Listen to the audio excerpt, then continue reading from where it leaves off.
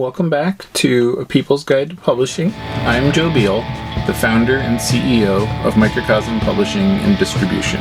I'm also the author of A People's Guide to Publishing, which distills what I've learned from selling millions of books over the past 25 years. I'm Ellie Blue. I'm the editorial and marketing director here at Microcosm. We are an independent mid-list publisher based in Portland, Oregon, and Cleveland, Ohio. We have over 700 books, over 25 employees, and we make about 40 new books every year. And we distribute thousands of titles from other publishers. We started this podcast so that we can share what we've learned with newer publishers so that you can learn from our mistakes. Or maybe you just want to understand the publishing industry. This week, we are going to answer a reader question, which is a little bit of a scary one and a little bit of a common one, honestly.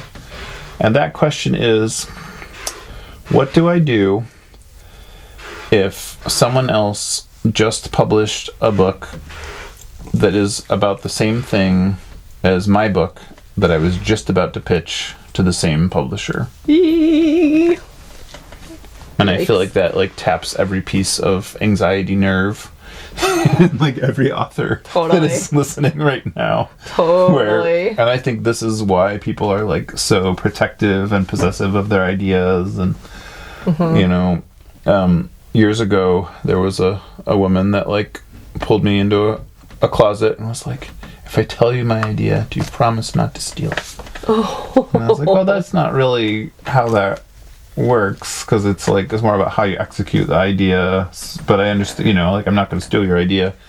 And then her idea was quotes that stick, which she wanted to print stickers that had quotes from famous people on them. And I was like, well, but the quotes are owned by the famous people, so you wouldn't be able to do that.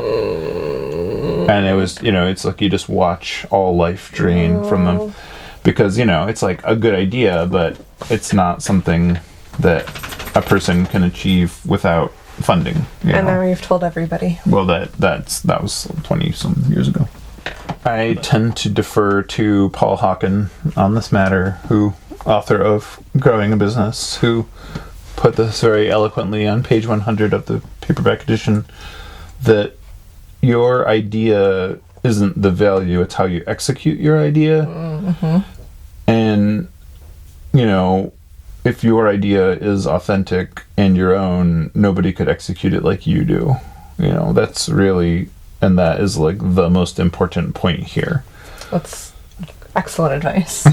So it's not your idea really has little value. What has value is how you achieve it.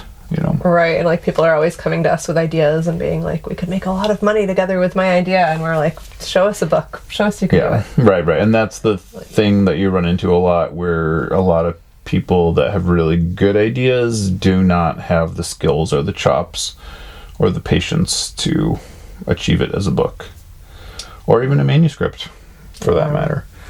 And so that is a bit of a bump oftentimes. But so in this case, for that reason, the best thing to do is to carry on just like you would. Yeah, pitch that book anyway. Because, again, the fact that they just published a book that is similar to yours is, believe it or not, a good thing. Right, it shows that they like the idea, they have a market for it, they know have how to current interest, and that's the thing we get a lot is, if they can sell one book, they can sell two books. Totally. If they can't sell one book, they can't sell your book either, and you probably wouldn't want them to bring it to market. And that can be tough. Go pitch that book, make it your own. And so, the best thing to do is to go about it, read their submission guidelines, follow the instructions, wait until they're accepting proposals, and then send them the proposal in the format that they prefer it. Because anything else you do, bringing up, you don't want to be the one to bring up the weaknesses of your pitch, right, unless their proposal process specifically asks you to do that. Because a publisher worth their salt has the chops to look at something and assess its strengths and weaknesses. That's their job, So you just don't want to inhibit their ability to do their job and or say too much, It's like, because what you're also conveying, aside from the strength of your work, is what it's like to work with you. Yeah. And you don't want to be coming across as like difficult or dramatic or, like overly concerned about things that your publisher can deal with. And also just consider, like, if that other book is coming out now, by the time your book comes out in 2, 3, maybe more years, everyone will have forgotten the first one. Or they'll be like, I really liked that other one. Oh, this one is like that one. That's cool.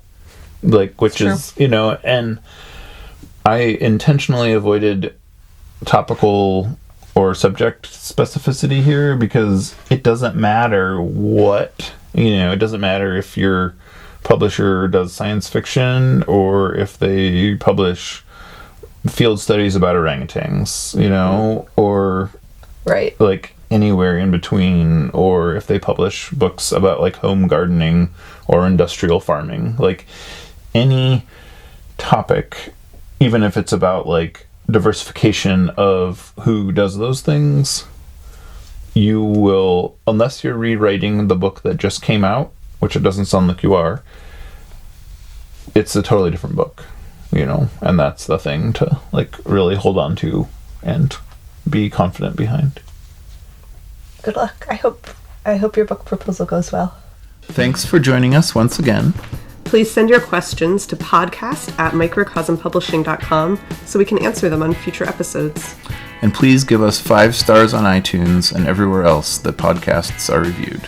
You can find us on the internet at microcosm.pub, on Twitter at Microcosm, on Facebook at Microcosm Publishing, on Instagram at Microcosm_pub, and here in Portland, Oregon on North Williams Avenue.